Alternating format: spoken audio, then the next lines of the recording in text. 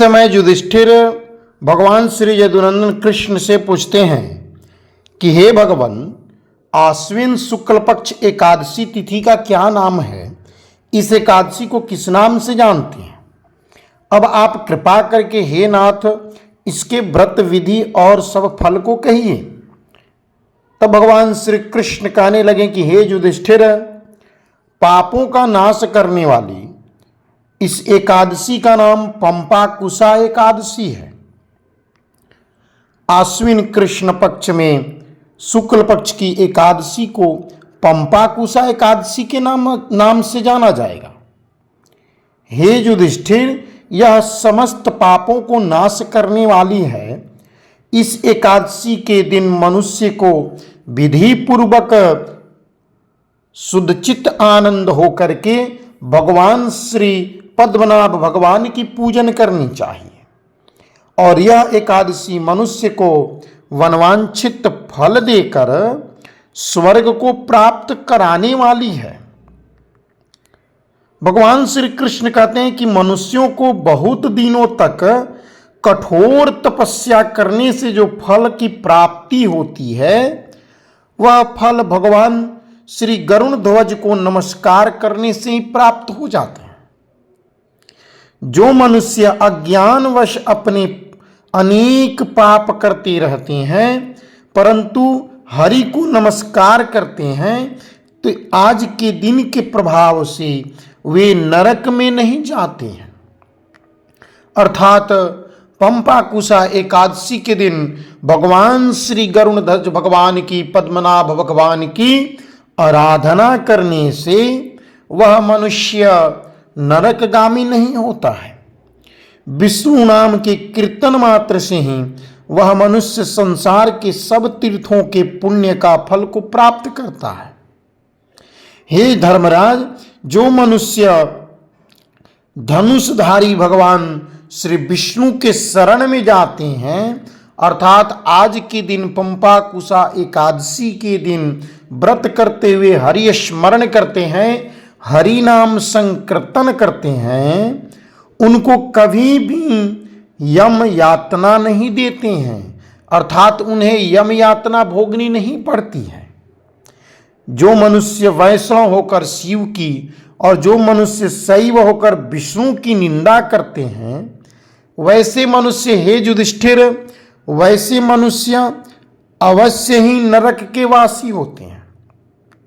हजारों वाजपेय और अश्वमेघ यज्ञों से जो फल की प्राप्ति होती है, वह इस एकादशी व्रत को करने से प्राप्त हो जाती है। वह एकादशी व्रत के 16वें भाग के बराबर भी नहीं होता है।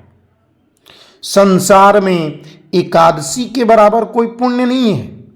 इसके बराबर पवित्र तीनों लोकों में कुछ भी नहीं है। इस पंपाकुशा एकादशी व्रत के बराबर कोई व्रत भी नहीं है। हे धर्मराज, जब तक मनुष्य पद्मनाभ की एकादशी का व्रत करते हैं तब तक ही उनकी देह में पाप वास करते हैं। यह एकादशी स्वर्ग, मोक्ष, आरोग्यता, सुंदर स्त्री तथा अन्न धन वैभव ऐश्वर्य को देने वाली है। पंपाकुशा एकादशी व्रत के प्रभाव से मनुष्य के समस्त पाप क्षय हो जाते हैं और परिवार में अनेक मांगलिक उत्सव आदि होने लगते हैं। हे धर्मराज, एकादशी व्रत के बराबर गंगा, गया, काशी, कुरुक्षेत्र और पुष्कर भी पुण्यवान नहीं है। हरिवासर तथा एकादशी का व्रत करने और जागरण करने से सहज में ही मनुष्य विष्णु की कृपा दृष्टि की प्राप्त हो जाती है, अर्थात वह विष्णु कृपा पात्र बन जाते हैं।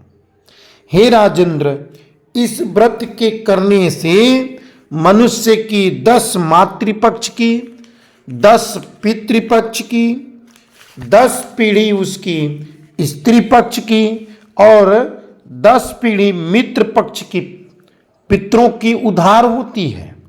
अर्थात पंपाकुशा एकादशी के प्रभाव से जो उनके पितृ कुजोनी में चले जाते हैं, वे सभी मोक्ष को प्राप्त कर जाते हैं और वह दिव्य देह धारण कर चतुर्भुज हो, पीतांबर पहने और हाथ में माला लेकर गरुड़ पर चढ़कर विष्णु लोक को चले जाते हैं।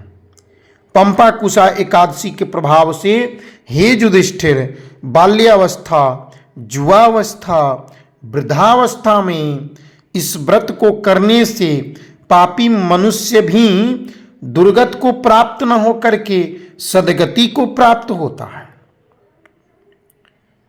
अंत समय में वे हरिलोक को भी प्राप्त होते हैं। हे युधिष्ठिर, समस्त पापों से मुक्त हो जाते हैं। सोना, आज के दिन सोना, तिल, भूमि, गौ, अन्न, जल, छत्री और जूता दान करने से मनुष्य को यमराज की भय ग्रसित नहीं करती है, अर्थात यमलोक के भय से आक्रांत नहीं होते हैं। हे युधिष्ठिर, जो मनुष्य किसी प्रकार के पुण्य कर्म किए बिना जीवन के दिन व्यतीत करता है, वह लुहार की भट्ठी की तरह श्वास लेता हुआ निर्जीव के समान ही है। अर्थात जो मनुष्य अपने जीवन में कभी पुण्य कार्य नहीं करता है, वह लोहार के भट्टी के समान सिर्फ श्वास लेता है और अपना जीवन व्यतीत कर रहा है, वो भी निर्जीव के समान। निर्धन मनुष्यों को भी अपनी शक्ति के अनुसार आज के दिन दान करनी चाहिए।